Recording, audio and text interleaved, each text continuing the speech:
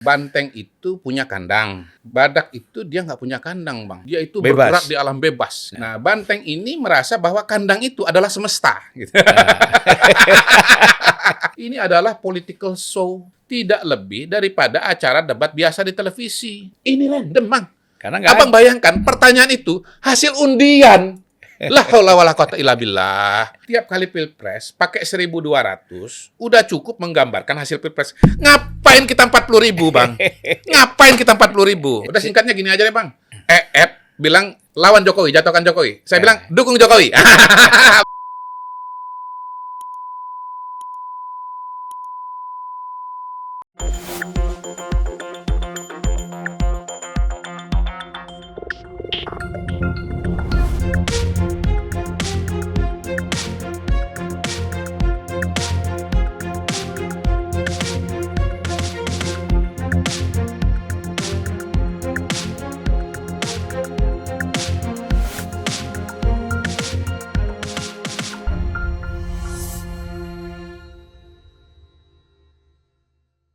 Bismillahirrahmanirrahim.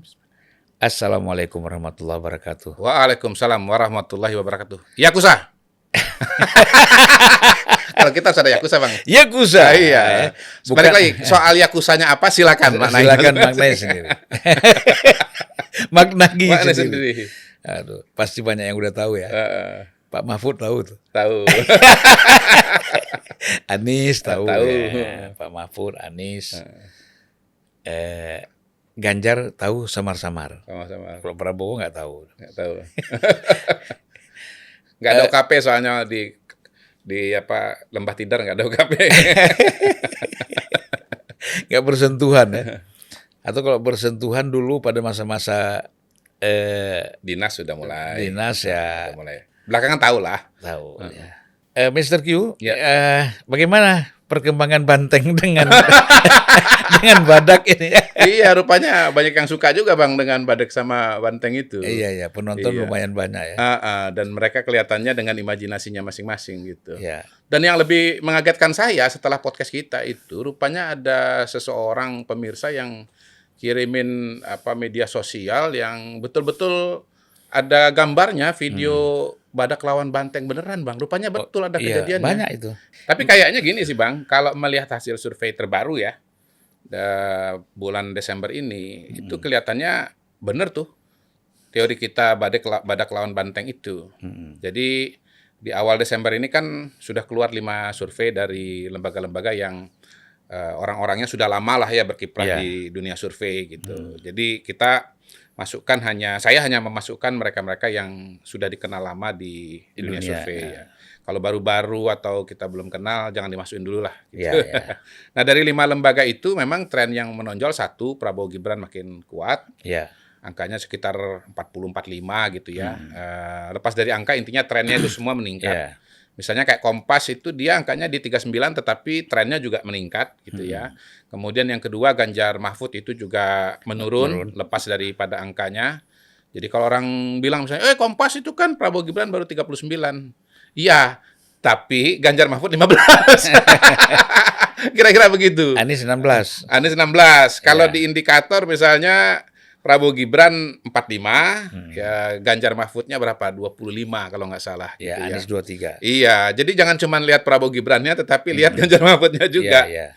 Nah, itu trennya Ganjar Mahfud menurun dan Anies kurang lebih ya stagnan lah, kira-kira begitu. Nah, kalau melihat angka ini berarti bahwa memang ya badak ini kuat banget gitu loh. Dan dari semua lembaga itu yang paling saya baca itu ya laporannya kebetulan juga karena ini adalah koran adalah harian, maka hasil litbangnya itu ditulis panjang dengan dalam berupa artikel gitu. Saya bisa baca artikelnya. Ternyata Kompas pun mengakui sekarang bahwa ternyata Pilpres 2024 itu paling tidak sampai dengan survei mereka Desember ini, itu yang paling menentukan adalah badak efek. Istilah Abang tuh. Badak efek. Iya. Kan kalau di Kompasnya ditulis Jokowi Efek kan? Ya. Nah, dalam konteks unpacking gitu, Ya. ini kita modifikasi sedikit menjadi Badak Efek. Gitu. Badak Efek, Bang. Ya. Jadi yang menjelaskan kenaikan Prabowo Gibran dari segi angka, dari dominasi yang makin luas secara wilayah, secara suku, ya. Misalnya kalau bicara wilayah, Indonesia Timur sekarang udah Prabowo Gibran, lalu kemudian suku misalnya Jawa yang tadinya Ganjar Mahfud sekarang sudah Prabowo Gibran, dan seterusnya. Itu ya Kompas itu 2 artikel sama-sama menyebut Badak Efek gitu, Bang. Jadi betul-betul badak ini menjadi variabel penentu. Nah, yang lebih menarik lagi, Bang, sehari kemudian Kompas itu menerbitkan hasil survei pemilu legislatif pilihan partai politik. Nah, apa yang menarik dari situ? Yang menarik dari situ, Gerindra itu sudah melewati PDIP gitu loh. Jadi rupanya Badak Efek ini bukan cuman terjadi pada Pilpres, tetapi juga bahkan pada Pileg gitu. Jadi ya saya kira kalau mau pakai terminologi gempa ya, kita ini bisa muncul setelah gempa efek elektabilitas Prabowo Gibran, itu bisa ada gempa berikutnya di mana konstelasi politik 2024 itu bisa berubah total gitu loh. Tapi kan gini, sebelum terlalu jauh, Mr. Q, persoalan badak sama banteng ini, kan tentu kandangnya badak itu lebar. Nah, kan kandangnya besar. Kandangnya besar. Tadi si banteng bersebelahan nih dengan kandang si badak. Iya. Ternyata kan dia sempat keluar. Ya. Nah, mau masuk lagi kan nggak bisa. Siapa yang mau masuk lagi nggak bisa? Bantengnya mau masuk ke badak lagi kan? Mungkin kalau ilustrasi saya begini, Bang. Banteng itu punya kandang. Ya. Gitu ya. Nah, badak itu dia nggak punya kandang, Bang. Dia itu bergerak di alam bebas. Di alam bebas, ya. Nah, banteng ini merasa bahwa kandang itu adalah semesta. Gitu. Padahal cuma kandang. Ya. Dia nggak tahu bahwa di luar kandang ini ada yang lain-lain yang lebih gede tadi itu. Gitu. Di dalam kandang ini dia paling gede. Gitu. Ya. Tetapi di luar kandang itu sesungguhnya ada yang lebih gede. Gitu loh. Jadi ya kalau kita bicara ya ilustrasi atau bicara metafor lagi, balik lagi, Bang. Memang banteng ini dianggap nggak ada di dalam kandang. Badak ini dianggap nggak ada di kandang banteng. Tapi sesungguhnya di luar banteng dia adalah raja hutan. Gitu. Dan betul kalau kita nonton di TV itu National Geographic. Iya. Ya. Itu termasuk gajah, singa, banteng. Takut sama banteng. Ya. Karena culanya tuh di bawah, di depan kan. Ya itu balik lagi tadi yang ilustrasi video pertarungan badak sama banteng itu kan dicungkil sama badak. Iya. Sampai bantengnya terpelanting itu, Bang. Jadi ya ini dampak badak ini bukan hanya bisa pada Pilpres tapi juga sampai pemilu legislatif gitu. Jadi kita bisa ada kemungkinan Pilpres 2024 ini akan mengubah konstelasi politik Indonesia secara signifikan ya. Ada potensi itu. Pilpresnya itu misalnya Gerindra ya, kemudian partainya pun bisa Gerindra. Ini kan berarti berakhirnya dominasi PDI Perjuangan. Baik di Pilpres maupun di Pileg gitu. Mungkin setelah Gerindra PDIP bisa disusul oleh Koalisi Indonesia Maju ya. Golkar. Sementara ini dari berbagai survei ya nomor 3 itu Golkar. Jadi kalau bicara Golkar di surveinya Kompas itu nomor 3 dan itu sama dengan lembaga-lembaga yang lain. Kalau lembaga-lembaga yang lain, lembaga-lembaga yang ini yang saya maksudkan ini ada 5 ya. Ada Kompas, ada Indikator, ada Poltreking, ada Lembaga Survei Indonesia, Jayadi Hanan dan Kompas gitu. Nah di lembaga-lembaga yang lain ini nomor 3-nya itu seingat saya sama, itu Partai Golkar. Ya. Kalau di lembaga yang lain itu nomor 1 masih PDI Perjuangan, nomor 2 Gerindra, tapi selisihnya sudah makin dekat lah. Udah makin dekat. Jadi Gerindra itu trennya naik. Nah, apakah kemudian tren Gerindra yang naik ini akan crossing dengan PDI Perjuangan? Nah, itu yang kita tunggu. Tapi kalau di surveinya Kompas dia sudah crossing. Ya, jadi artinya kalau Prabowo Gibran terpilih menjadi presiden, berarti mereka juga menguasai parlemen ya. Bisa menguasai parlemen. Bisa menguasai Dan parlemen. otomatis ketua DPR. Ya. Ya. Tapi mungkin ketua DPR dikasih ke Puan Maharani lah. Kan setahu saya Undang-Undang Susduk mengatakan bahwa pemenang Partai itu pemenang ya. Iya, partai pemenang itu otomatis ex officio jadi Tapi kan otomatis bisa jadi dirubah lagi. ketua partai. Bisa saja. Susduk kan bisa. Bisa Kan saja. pernah kan zaman SBY. Pernah. Bukan partai pemenang kan? Betul, pernah juga. Ya. Oh bukan, dulu kan pemilihan. Kemudian karena Demokrat menang 2009, dibikin, maka dibikinlah otomatis partai pemenang kan. Marzuki gitu. Ali. Ya. Tadinya kan makanya walk out PDIP kan. Intinya sih masih bisa diubah ya Bang ya. Masih bisa. Dan kalau lihat lobby Puan selama ini cukup bagus ya. Juga bagus. Ya artinya betul. Banteng yang masih berkomunikasi dengan Badak ini ya Puan lah sekarang. Puan ya. Jadi kalau banteng laki udah susah. Udah banteng laki. Tinggal banteng betina sekarang. Banteng betina. Ya. Yang lebih rasional ya. Nah jadi kalau kita lihat perkembangan survei ini, cerita satu putaran ini bagaimana kemungkinannya? Justru dengan survei yang terbaru ini satu putaran itu kalau menurut saya semakin mungkin ya. Kan ada nanti kita bahas mungkin ya. Ada yang mengatakan ini masih 39, ini masih 40, belum 50 dong gitu. Itu benar, tapi itu kan melihat dari satu sisi. Kalau saya melihat dari sisi yang lain, yaitu sisi tren.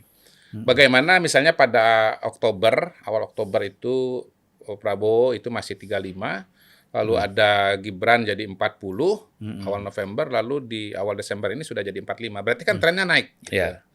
Nah, tren naik ini belum kelihatan langit-langitnya belum masih terus naik gitu. Nah, kalau ini terus naik, maka awal Januari nanti kalau naik 5% lagi berarti udah tembus angka 50 loh. Yeah. 50, sekian katakanlah begitu. Dan 1 bulan kemudian ke awal Februari itu bisa mencapai angka 55. Dan kemudian pada pertengahan Februari katakanlah separohnya 2,5% bisa sampai ke 57,5% gitu. Jadi kita nggak bisa dalam survei itu hanya melihat angka pada hari ini, tetapi juga harus melihat tren. Gitu. Dan saya mau mengatakan kepada teman-teman ya, bahwa kalau pendukungnya 02, kalau Anda mau mendorong satu periode, satu putaran atau sekali putaran, saya menyebutnya sekali putaran Bang, bukan satu putaran. Momentumnya itu sekarang, gitu lah. Momentumnya itu sekarang. Dan saya dengan beberapa teman-teman sudah mulai menginisiat gerakan ini Bang, ya. Jadi gerakan sekali putaran, singkatnya GSP gitu. Ya, kalau mau bergabung nih ada nomornya nih. Saya boleh bacain ya Bang ya? Izin ya. 08-111-92-4131. Saya ulang 08-111-92-4131. Kalau yang mau bergabung dari seluruh Indonesia. Jadi ini gerakan sudah mulai. Tentu teman-teman bisa membuat gerakan sendiri-sendiri. Tetapi poin saya begini. Selama ini kan dengan di mana urgensinya gerakan sekali putaran itu?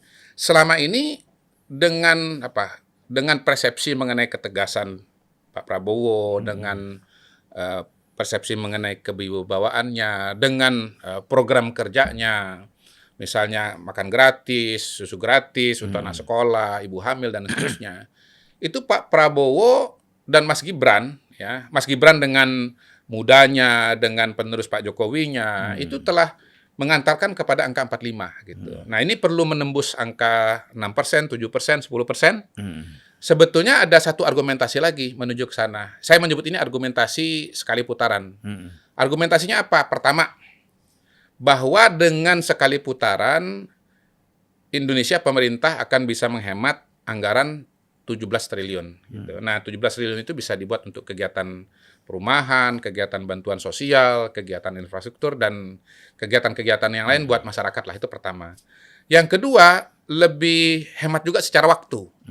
Karena kalau misalnya sekali putaran tembus angka 50% per 1 tanggal 14 Februari, maka kemudian nggak perlu ada putaran kedua pada bulan Juni gitu. Artinya kita hemat waktu, bulan Februari hasil Pilpres sudah selesai. Nggak perlu memperpanjang gini dan begitu sampai dengan bulan Juni, memberikan kepastian politik bagi pelaku ekonomi, bagi masyarakat, ya, bagi investasi dan seterusnya. Nah, argumentasi yang ketiga adalah lebih aman, lebih damai gitu. Karena apa? Karena dua paslon yang akan bertarung pada putaran kedua itu bisa menciptakan kondisi all or nothing gitu. Menciptakan kondisi ya saya atau kamu gitu. Beda dia dinamikanya dengan 3 calon ya, lebih cair kan gitu. Ada yang mengatakan bahwa politik identitas nggak keluar di tahun 2024 ini gitu. Menurut saya bukan nggak keluar, belum keluar. Ketika ada 3 calon itu potensi keluarnya itu masih sedikit. Tapi begitu sudah 2, maka akan terjadi polarisasi dan kemungkinan besar ya polarisasi itu seperti saya pernah sampaikan juga di sini akan memakai isu agama atau isu primordial. Kan sebenarnya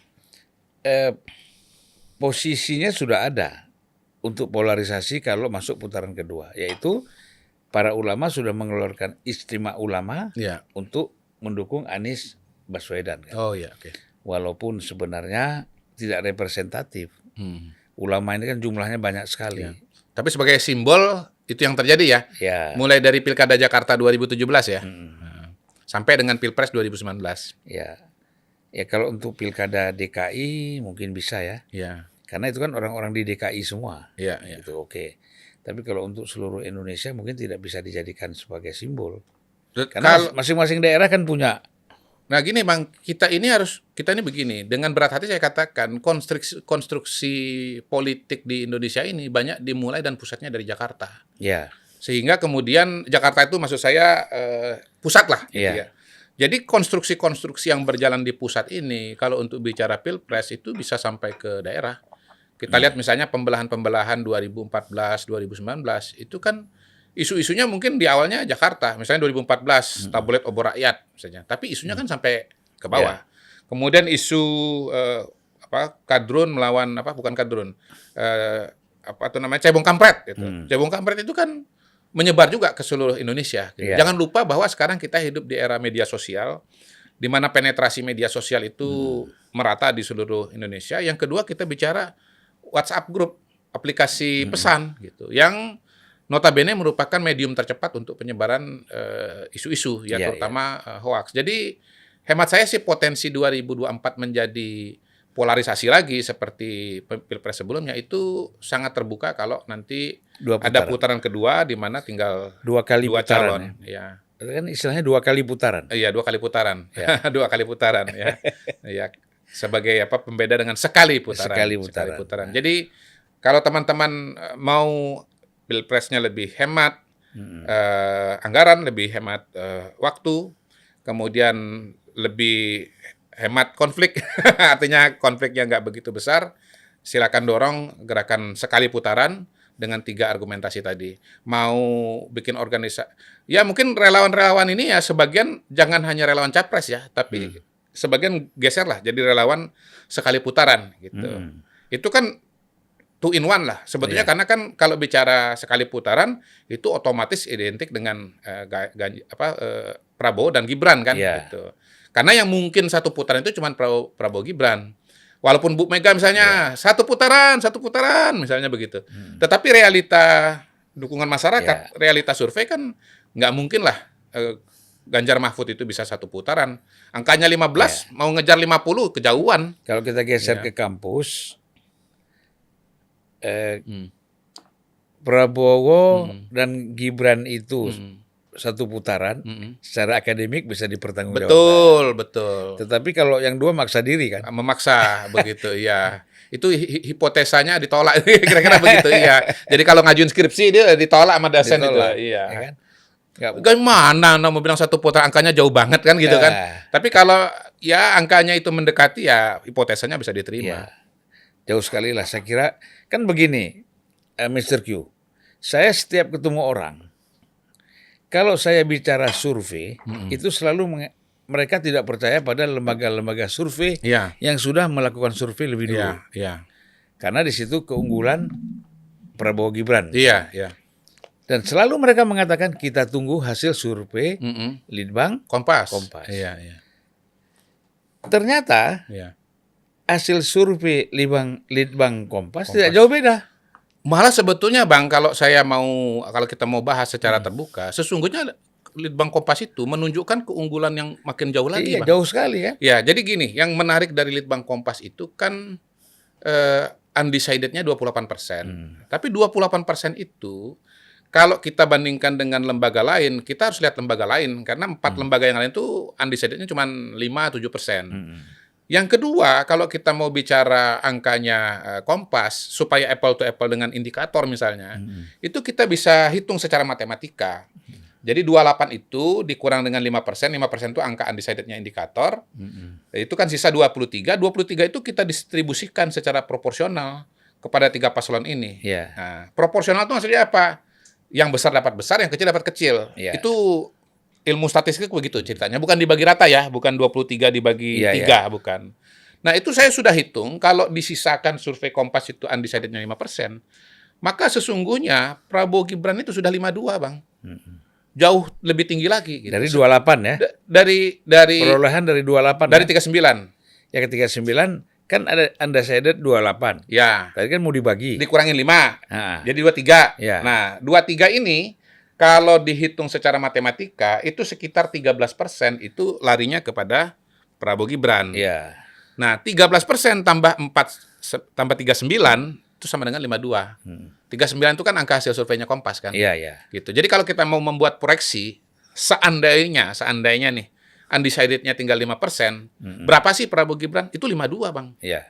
Sementara Anies dan Ganjar itu sekitar 20 apa 18 gitu. Jadi makin jauh justru jaraknya antara Prabowo Gibran dengan kandidat yang lain kalau di surveinya Kompas ya. Jika undecided-nya 5%. Maka sekarang kan di indikator kan Prabowo Gibran 45. Ya. Di Kompas itu sudah 52. Ya. Kalau undecided-nya 5%. Iya, kalau disama. Iya, Bang. Iya, Bang. Jadi justru sebetulnya survei Kompas ini menurut saya bagi pendukungnya Ganjar itu pukulan yang lebih keras. Karena apa? Karena boro-boro menyamai atau unggul terhadap Prabowo Gibran, justru angkanya jauh lebih rendah lagi gitu. Ya kan sekarang Kompas ini juga ada media-media sosial yang nyerang Kompas. Nah, itu dia masalahnya, Bang. Jadi begitu Kompas pun ternyata yang unggul Prabowo Gibran, Kompas ikut diserang. Jadi nggak diserang baru kalau Ganjar Mahfudnya unggul gitu. Ya. Atau Anies Amin unggul. Anies Muhaimin unggul, iya, Bang, gitu. Ya, jadi kadang-kadang kan kasihan juga ya. Ini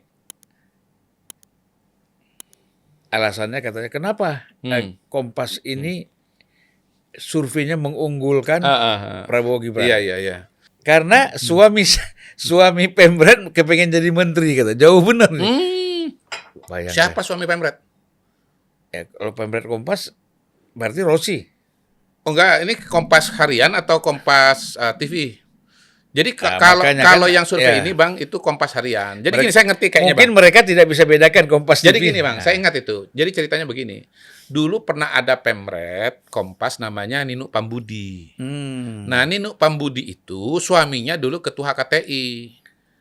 Yang dekat dengan Prabowo, HKTI-nya Prabowo gitu. Tapi Ninu ini sudah lama nggak jadi Pemret lagi. Iya, udah keluar kan. Udah jauh. Iya. Sekarang Pemretnya beda dan memang nggak ada hubungannya dengan itu. Nggak ada. Maksud saya orang membuat isu konspirasi teori semakin konspirasi. Tidak rasional gitu. Iya. Ya teori konspirasi ini kan memang muncul ya ketika hasil survei menunjukkan Prabowo-nya unggul. Waktu Ganjar masih unggul, teori konspirasi nggak keluar. Nggak keluar.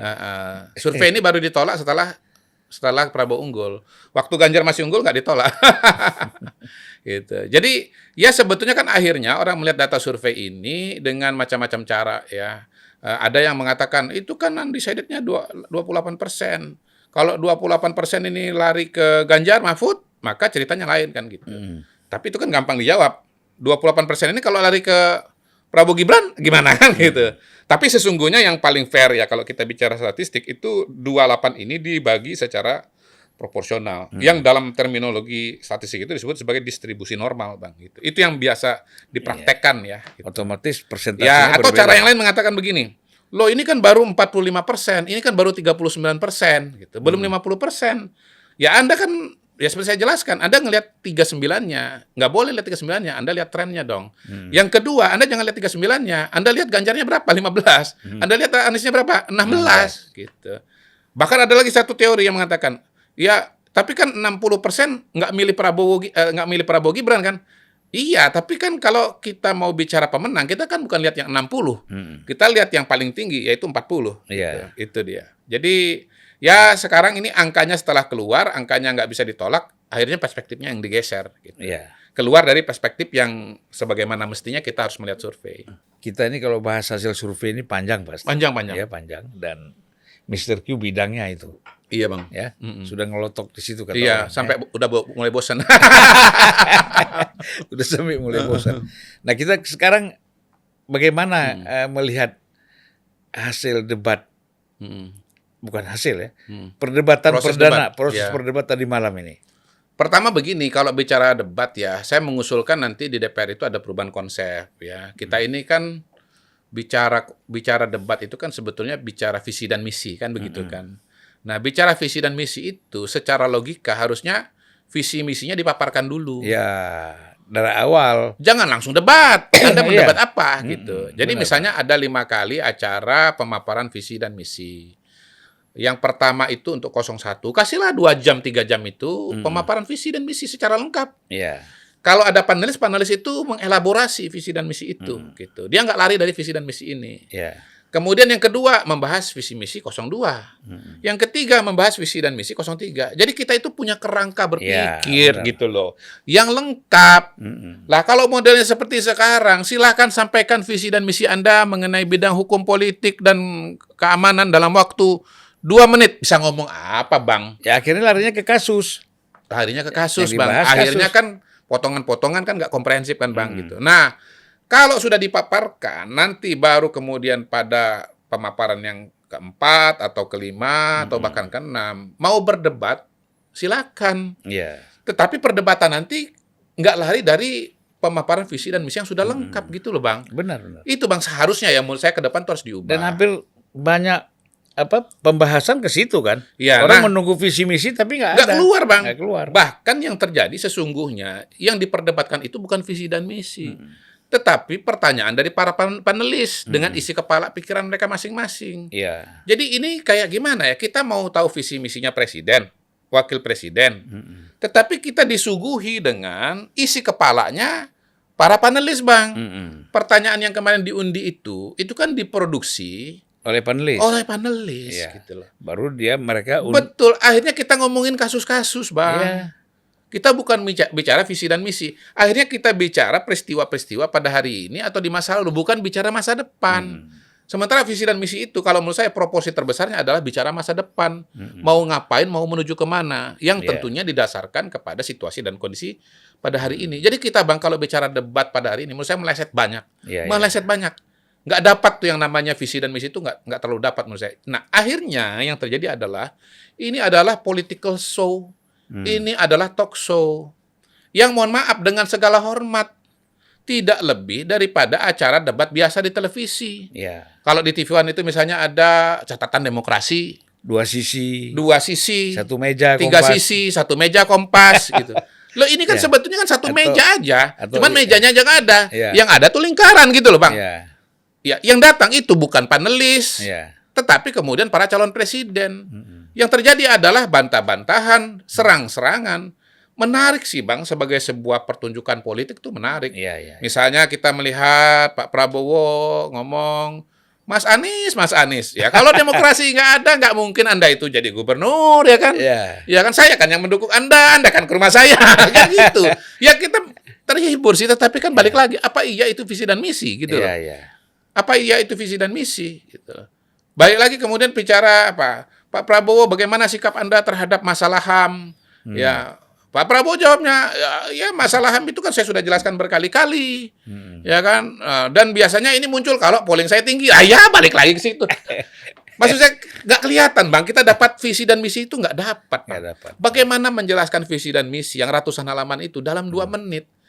Gilo apa kata orang lain, Bang, gitu. Iya, gitu loh, Bang. Jadi kalau menurut saya sebagai sebuah political show, dia dapat gitu. Tetapi kalau kita bicara political show, sayang amat gitu loh. Untuk sebuah forum yang disebut sebagai debat kandidat, diselenggarakan oleh KPU gitu. Tapi sebetulnya yang kita dapat itu lebih banyak show-nya. Dan saya yakin ini kan yang nonton juga orang-orang di luar negeri kan. Pengamat-pengamat politik Mm-mm. internasional di Mm-mm. luar negeri juga mereka mau tahu kan. Mhm. Presiden Indonesia, sehingga mereka bisa menyesuaikan kan. Iya, iya. Kalau si ini terpilih, Iya. begini visinya. Iya, iya. Si Prabowo begini, Iya. Anies begini. Heeh. Tapi kan dia nggak dapat sama sekali tuh. Kalau saya sih sebetulnya nggak terlalu peduli Bang dengan orang luar negeri. Tapi konstituen kita inilah, para Ya. stakeholder utama ini Bang. Kalau luar negeri itu kan dia tinggal harusnya terima aja kan. Ya. Apapun hasilnya ya dia pasti menyesuaikan diri kan dengan presiden terpilih. Tetapi rakyat kita ini kan gini, para pengamat, para ahli, semua selalu mengatakan rakyat itu harus memilih berdasarkan visi dan misi. Satu visi dan misi, dua visi dan misi, tiga visi dan misi, kan kira-kira begitu.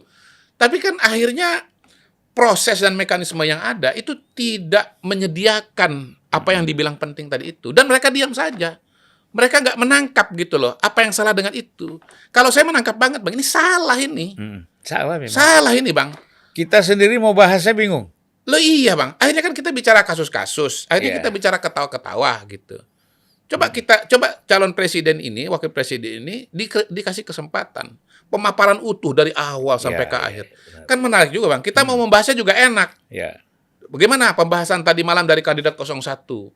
Soal ekonomi, soal politik, soal hukum. Kita dapat strukturnya, Bang. Dapat strukturnya, dapat kontennya. Sekarang, jangankan konten, struktur aja kagak dapat, Bang. Iya. Ini random, Bang. Karena nggak Abang bayangkan, pertanyaan itu hasil undian. La haula wala quwata illa billah. kalau dulu seperti kita kalau ada di Jakarta Fair itu ada main kim namanya. Iya, Bang. Tahu kan main kim Iya, kan? iya, iya. Dikocok dulu, selikur Anda tahu 21 apa kan begitu. Coba dicek pertanyaan yang muncul tadi malam itu, berapa biji itu yang ada dalam visi misi? Jangan-jangan nggak separuh, Bang. Ya. Karena itu bukan mencerminkan isi kepala calon presiden wakil presiden, tapi mencerminkan isi kepala penulis. Salah kaprah total, Bang.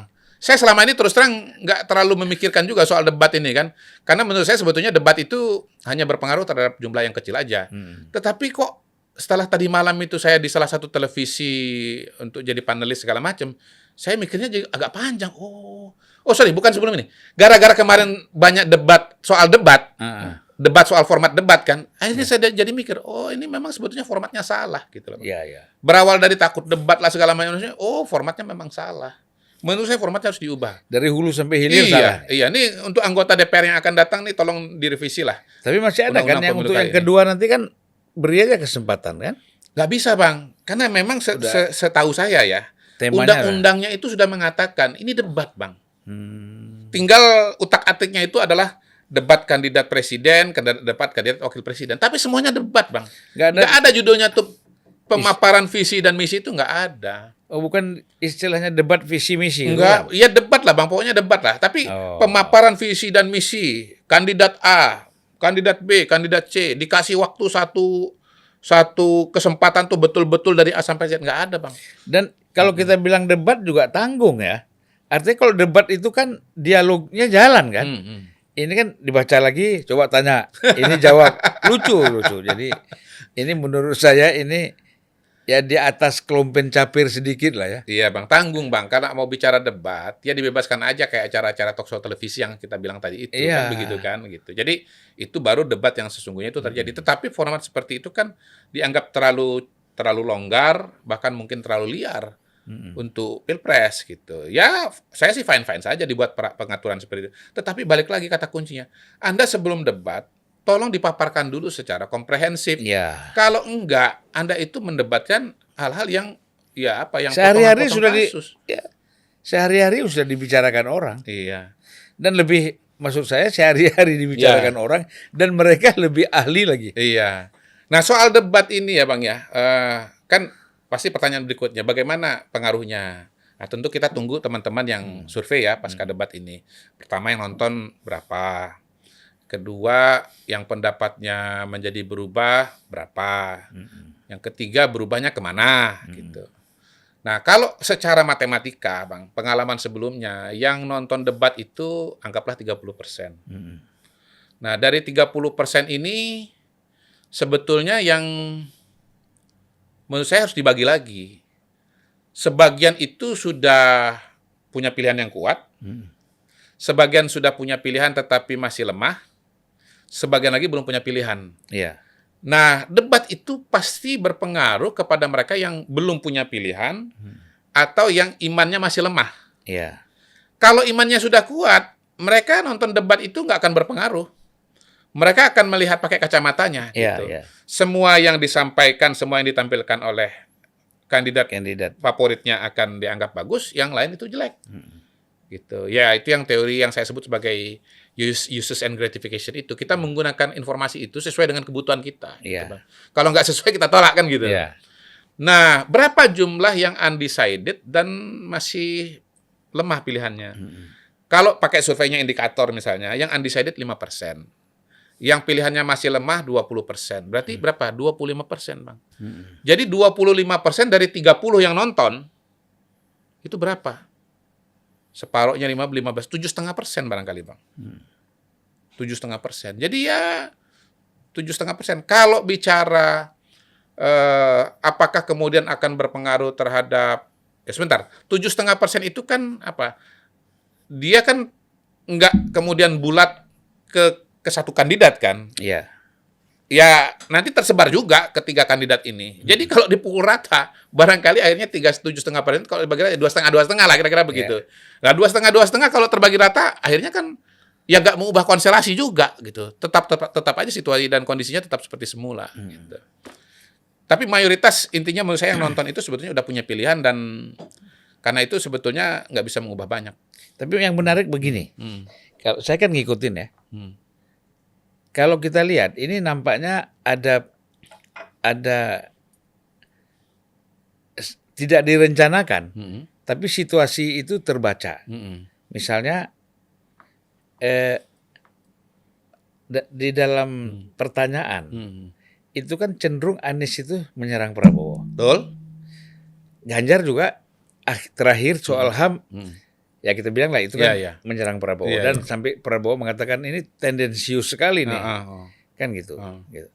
Nah, tetapi di antara Anies dan Ganjar itu kan sangat soft itu, seperti ada rencana nanti kalau masuk putaran kedua, kamu suaranya ke saya, kalau ini pindah-pindah kan begitu.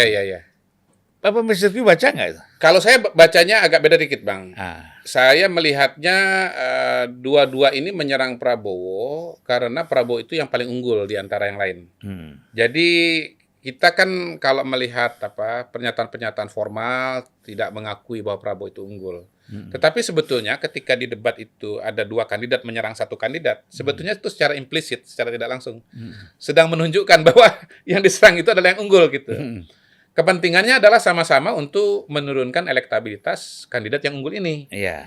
Supaya apa? Supaya jangan satu putaran atau sekali putaran itu. Gitu. Kalau tidak sekali putaran, maka kemudian akan ada peluang yang masih bisa diharapkan terjadi pada 2 kali putaran. Kan begitu, Bang.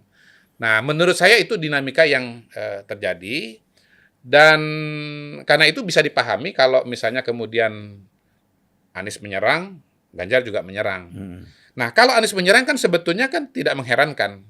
Pertama memang dia kan perubahan.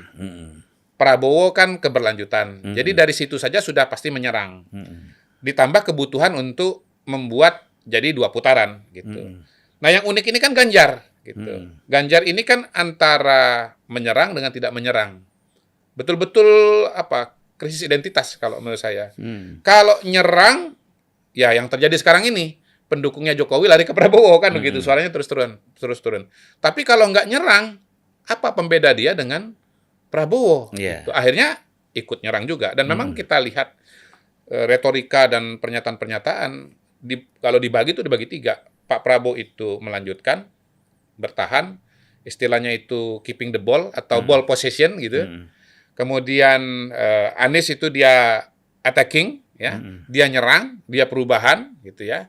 Kemudian Ganjar ini kombinasi dua-duanya. Ada mempertahankan, tapi juga ada nyerangnya. Gitu.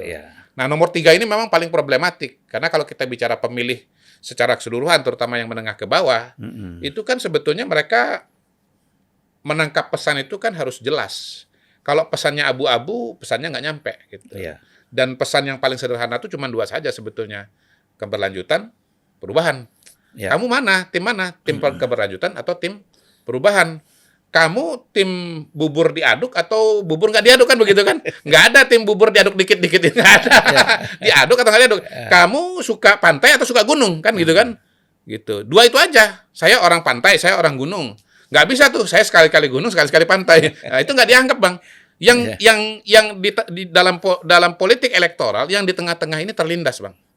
Kalau dalam politik elit, yang tengah-tengah itu bisa jadi yang paling dominan. Karena dia bisa masuk ke semua lini. Tetapi kalau bicara pemilih, masyarakat, politik elektoral, tengah-tengah itu biasanya yang hilang daripada. Orang harus pilih A atau Iya, B. kamu identitasnya apa? Iya. Karena begini, Pilpres itu sederhananya adalah politik diferensiasi. Di antara sekian air mineral ini, dari sekian merek ini, kamu pilih yang mana? Itu aja. Diferensiasinya apa? Misalnya ada merek yang mengedepankan kualitas, ada yang mengedepankan harga. Iya. Gitu. Ya, yang mau harga beli yang ini, yang mau kualitas ini. Susah untuk bisa punya dua kualitas pada saat, dua identitas pada saat. Kualitas tapi murah, nggak susah itu. Gitu, Bang. Nah, jadi kalau kita lihat misalnya upaya-upaya Ganjar, kan sebelumnya kan sudah jelas tuh nuansanya dan realitanya. Ya. Ketika Ganjar menyerang Jokowi, Ya. kan drop. Iya, iya. Justru terjadi migrasi. Iya. Ya kan? Kan gitu. Nah, sekarang kalau dia lakukan itu kan harusnya lebih parah, bertentangan kan? Artinya kalau kita lihat bahasanya Hasto, Puan, ya, elit PDIP itu kan mulai tidak menyerang. Ya. Iya. Nah, kemudian ini dalam debat menyerang kan gitu. Iya. Itu kan lebih parah lagi. Jadi maksud saya begini, ini kan harusnya dipahami ya, apapun yang dilakukan, sikap menyerang itu kan harus dihindari. Iya. Karena sudah disadari efeknya kan gitu. Iya. Artinya menyerang Prabowo kan sama dengan menyerang. Nggak sepenuhnya disadarin, Bang. Menurut saya sebetulnya ada dua teori di sini. Teori pertama itu yang mengatakan bahwa Bu Mega, PDI Perjuangan, dan Mas Ganjar itu punya kolam suara sendiri dan siap bertarung dengan siapapun di situ. Teori yang kedua yang mengatakan bahwa kolam suara ini sesungguhnya ya memang didominasi oleh Pak Jokowi. Gitu. Dan kalau kita bicara dinamika di lapangan, ini kan sebetulnya bukan hanya ditentukan oleh Ganjar, oleh Prabowo. Ya. Tetapi di situ ada Bu Mega misalnya, ada Pak Surya Paloh. Kembali kepada teori-teori kita di awal, beberapa bulan yang lalu, bahwa Pilpres 2024 ini adalah pertarungan para kingmaker. Ya. Gitu. Nah, skenario di awal ini sesungguhnya kan yang lebih menentukan, itulah para kingmaker. Para penulis skenario ini siapa? Surya Paloh, yang mau punya calon sendiri namanya Anies, kan gitu kan. Nggak ngomong sama Pak Jokowi, kira-kira begitu. Selonong boy ya. Ya paling nggak, ya menurut salah satu teori lah gitu. Kemudian Bu Mega yang, saya calon harus dari PDI Perjuangan, calon harus dari saya gitu. Ada skenario misalnya Prabowo pasangan dengan Ganjar, tapi kemudian skenario itu ditolak. PDI, Bu Mega maunya Ganjar presiden, ya kan? Karena PDI Perjuangan misalnya partai politik paling besar, maupun sekian alasan yang lain gitu. Ya sehingga kemudian akhirnya lah majulah 3 calon ini. Nah, secara matematika, secara teori, yang paling tepat pada akhirnya, kalau pakai skenario atau pakai skema yang saya sampaikan ini, adalah Prabowo. Kenapa? Karena dia ikut dengan kapalnya Pak Jokowi, dia ikut teorinya Pak Jokowi. Dia ikut basis suara yang terbesar, yaitu pendukung Pak Jokowi. Gitu. Nah, Anies secara teori sebetulnya benar juga. Dia ngambil coupling yang jelas. Tapi dia sial. Sialnya di mana? Tahun 2023-2024 ini ternyata approval rating kepada Pak Jokowi sebagai petahana sangat besar. Sehingga dia punya kolam itu ternyata menemukan kolam yang kecil. Kalau misalnya tingkat kepuasan kepada Pak Jokowi rendah, maka Anies beruntung karena kolamnya besar gitu. Nah, yang kejepit di tengah-tengah ini memang Mas Ganjar. Karena apa? Karena ya dia percaya bahwa dia punya kolam suara sendiri, tapi sesungguhnya itu teori yang bukan nggak benar ya, tapi lemah gitu. Mungkin Mas Ganjar ini punya kolam, tapi kolam itu punya kolam sendiri, tetapi kolam itu bukan kolam yang besar. Kolam itu adalah kolam PDI Perjuangan gitu. Nah, masalahnya kan pemilih Pak Jokowi itu bukan hanya PDI orang PDI, tapi juga banyak dari partai-partai politik yang lain. Dan ini kelihatan dari survei teman-teman. Kalau di basisnya PDI Perjuangan, Ganjar masih dominan. Kalau di basis partai yang lain, Ganjar sudah kalah gitu. Walaupun harus ditambahkan juga, bahkan di basis Ganjar pun, di basis PDI Perjuangan, itu pun juga sudah mulai digerogoti oleh Prabowo Gibran. Misalnya ya suara PDI yang ke Ganjar Mahfud itu sekarang tinggal 60%. Sekitar 30% sudah ke Prabowo Gibran. Sebelumnya yang ke Ganjar 80%, sekarang tinggal 60%. Jawa Tengah, ya basisnya PDI, basisnya Ganjar. Tadinya sekitar 70-an%, sekarang sudah 50%. Ya. Gitu. Jadi, makanya penting sekali untuk punya blueprint ya, blueprint yang benar mengenai situasi dan kondisi, dan semua strategi itu diturunkan dari blueprint itu. Gitu. Kalau blueprint Anda salah, ya di lapangan tentu akan salah. Ya, ini gara-gara badak semua ini. Nah, itu nggak gara-gara nih Bang, gara-gara Banteng ngelihat badak itu celeng. Itu dia, dikira celeng rupanya badak. Badak. Gitu. Ya. Tapi memang nggak salah juga sih, kan terminologi badak ini kan baru Abang sampaikan pekan lalu. Oh iya, badak ya, bukan celeng ya itu. Selama ini dilihat sebagai celeng. Gitu. Nah, kita di kolam itu kan soal ikannya banyak. Ya. Ya kan? Kolam yang mana Bang? Kolam PDIP tadi. Awal-awalnya. Nggak terlalu gede juga Bang. Sebelum konflik. Jadi gini Bang, balik lagi Bang. Kalau buat saya yang namanya kolam itu, atau tepatnya kandang tadi Bang, itu kan cuman 20% saja dari pemilih kita Bang. Nah, sementara semestanya itu yang 100% itu terdiri dari habitat yang lain. Gitu, Bang. Nah, jangan terjadi menyamakan kandang ini dengan habitat Bang. Itu yang saya lihat itu. Kandang ini dianggap sebagai habitat, itu dia kesalahan blueprintnya. Ya itu, maksud saya begini, begitu badak nyebur ke kolam, itu ikan pada lompat keluar semua. Ya kan? Jadi kalau kita bicara tadi, kalau Anies masih relevan ya? Masih sangat relevan. Dia secara strategi politik, dia benar Bang. Tapi nggak beruntung. Nggak beruntung. Dan memang Anies sendiri kan juga mau lari dari kolam perubahan, kolam dari oposisi, itu kan juga sulit. Dia mengatakan, Pak Prabowo tidak tahan jadi oposisi. Tapi sebetulnya Mas Anies itu punya pilihan nggak kalau dia keluar dari oposisi? Mungkin dia nggak punya pilihan. Gitu. Kan begini, beda Prabowo dengan Anies apa? Prabowo tuh punya partai. Dia punya partai. Nah, karena dia punya partai, dia masih punya kaki. Kaki politik gitu. Selain kaki popularitas ya. Kalau Mas Anies itu cuma punya kaki popularitas, dia nggak punya kaki partai. Dan satu-satunya pondasi dia adalah popularitas. Dan popularitas dia itu akan ditentukan oleh kolam suara mana yang dia ambil. Dia selama ini, terutama dalam Pilkada Jakarta, ngambil peran oposisi, maka kemudian dia bergerak di sana. Jadi infrastruktur yang tersedia untuk dia itu ada di kolam oposisi. Tokoh-tokohnya, tadi 212 misalnya kan. Gatot Nurmantio, betul. kawan-kawan. Betul. Partai-partai juga kan awalnya kan semua partai-partai yang di luar pemerintahan kan, gitu. Jadi memang Anies juga nggak punya pilihan untuk lari ke bergabung pemerintahan. Kalau Pak Prabowo masuk ke pemerintahan, dia masih punya postur karena dia bawa partai gitu Bang. Anies begitu masuk ke dalam pemerintahan nggak punya partai, nasib dia sama dengan menteri profesional lainnya. Iya. Ya itu dia harus sadari itu. Betul. Jangan. Nggak, maksudnya gini, tadi malam kan di dalam debat. Wah, ini Pak Prabowo nggak konsisten, nggak tahan jadi oposisi. Sebetulnya Mas Anies nggak berhenti jadi oposisi karena memang dia nggak punya pilihan. Coba bayangkan kalau Mas Anies ini punya partai nih dan cukup besar, mungkin saja dia masuk ke pemerintahan juga. Ya, gitu. Dia nggak ada. Jadi dia mau tidak mau harus jadi presiden. Atau kalau mau jadi menteri dia harus di-endorse. Katakanlah di sini Surya Paloh. Tapi persoalannya presidennya mau nggak? Kan gitu. Betul. Beda kan? Betul. Kalau misalnya Jokowi dengan Prabowo dulu kan beda. Ada partai. Tidak di-endorse oleh orang lain. Nah ini yang mungkin yang membedakan ya antara Anies dengan yang lain-lain.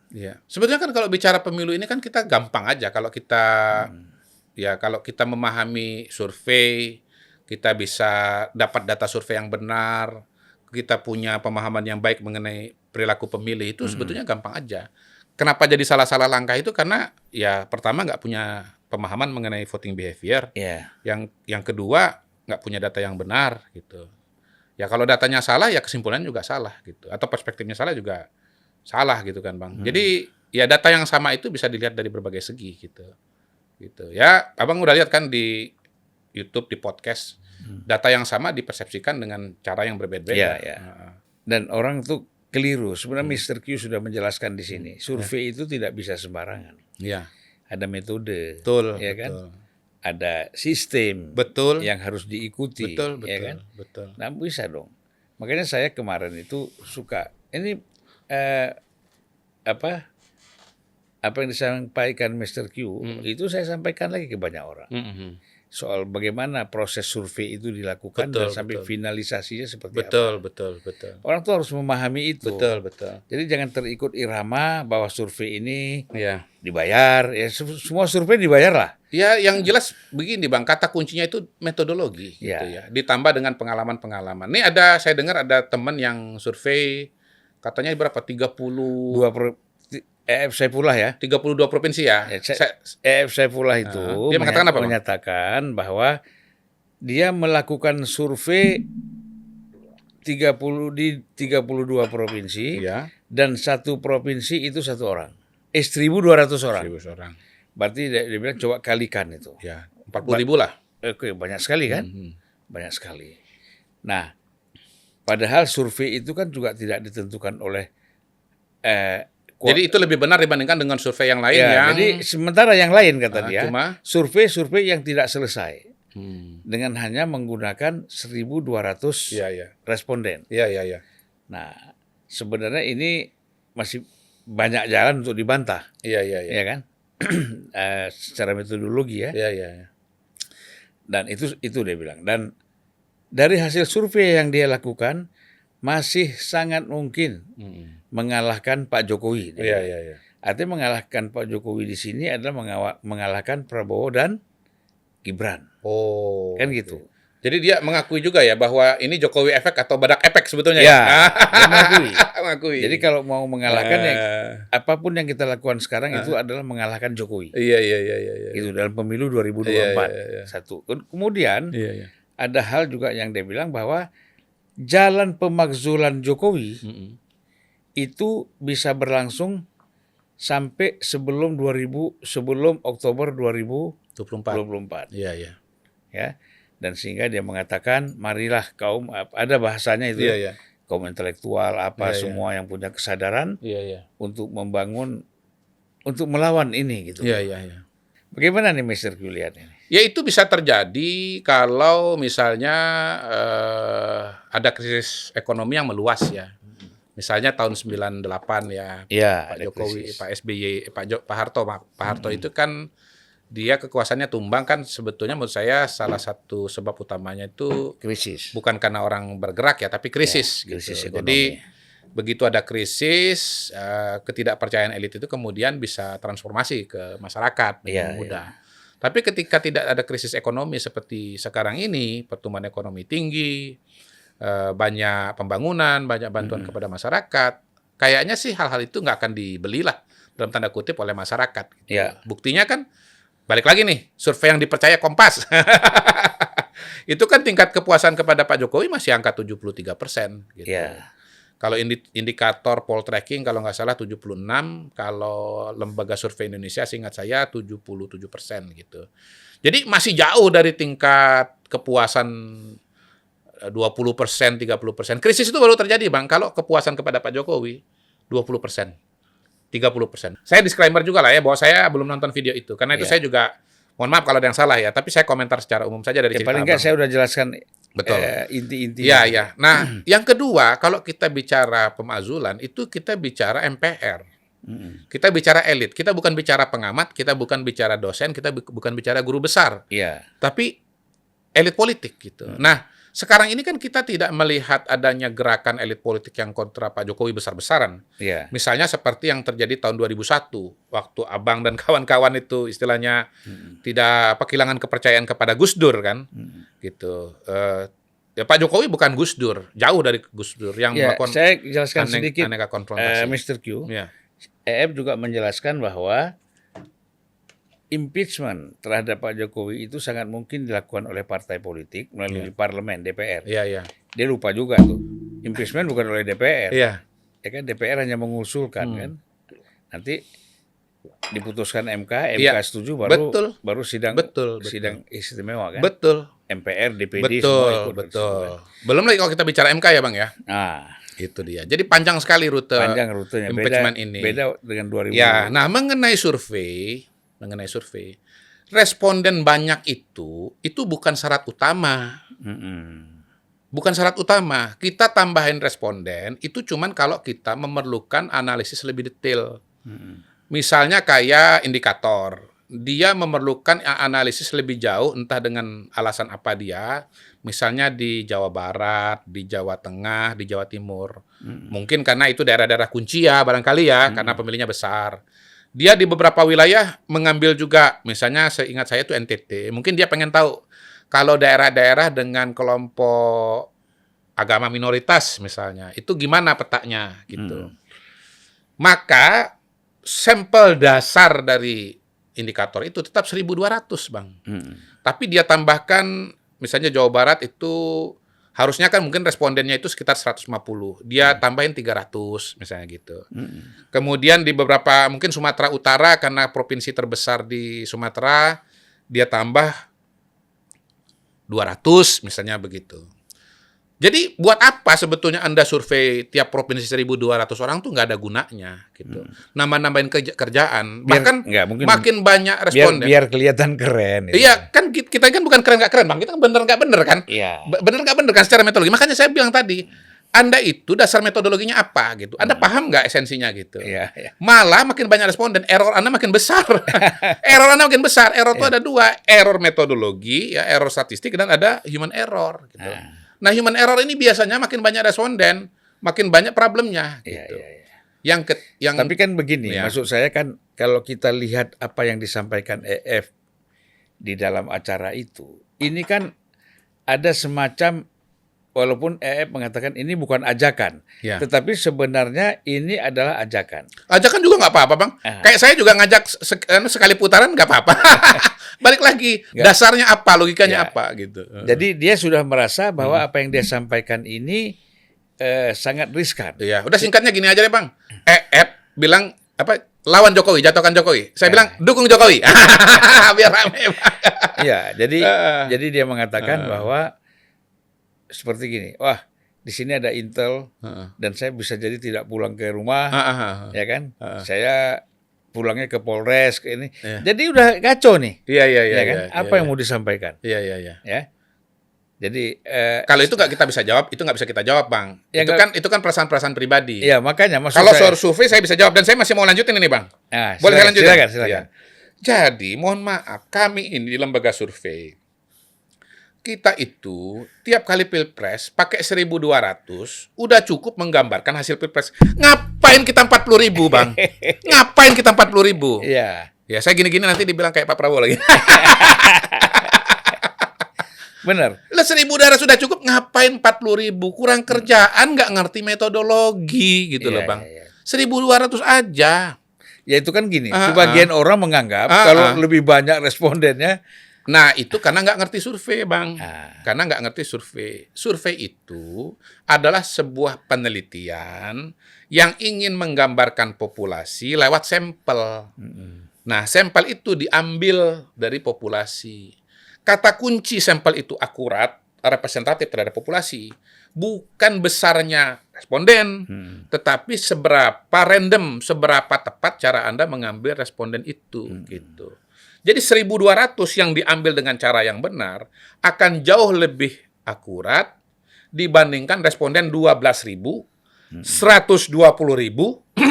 1,2 juta, bahkan 12 juta yang cara mengambilnya itu tidak tepat sehingga tidak representatif terhadap populasi. Itu, Bang.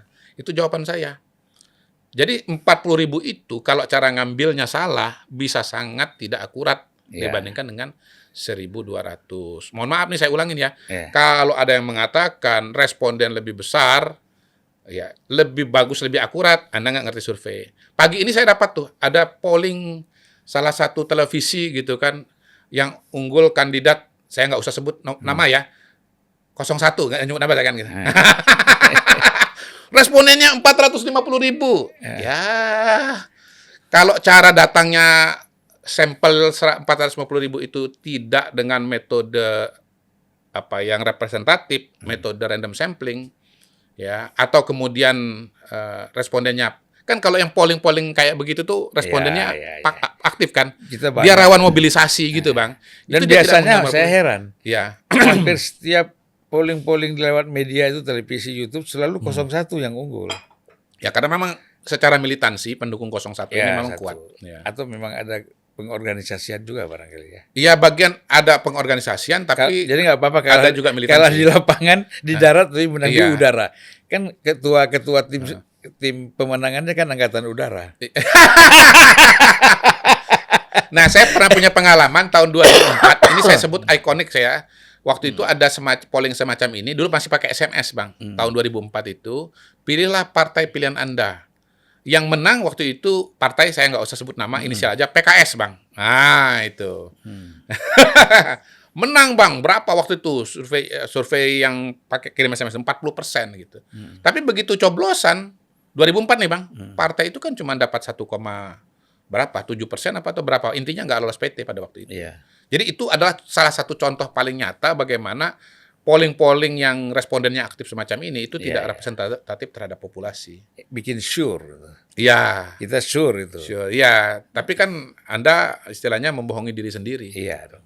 Sebenarnya kalau kita di podcast itu kan hanya sekedar untuk mengetahui aja, bukan itu menjadi satu acuan, standarisasi acuan bahwa ini pasti benar sesuai dengan kan nggak mungkin.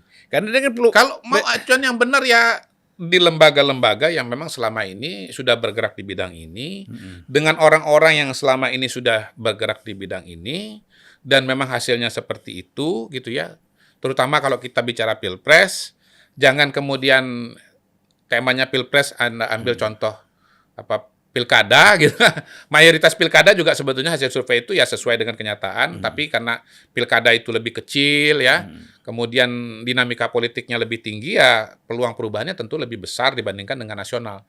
Nasional ini penduduknya, pemilihnya 205 juta, wilayahnya begitu luas, terbentang di Indonesia. Perubahan itu tidak terlalu mudah sebetulnya. Jadi saya kira kita stop dulu sampai sini. Gimana kesimpulannya Banteng dengan Badak ini? Jilid 2 ini, Bang. Ya Banteng jilid 2 ini udah jelas kan Banteng semakin terlempar-lempar. Oh iya, ya kan? Badak yang makin kuat ya. Badak yang makin kuat. Ya. Jadi kalau kita Badak kakinya semakin Badak makin kokoh, Banteng makin sempoyangan. Badak makin kokoh. Badak menurut survei Kompas. Terjungkal-jungkal. Menurut survei Kompas. Ya. Jadi berarti Banteng sekarang ini harus menggemukkan badan lagi, membangun kekuatan.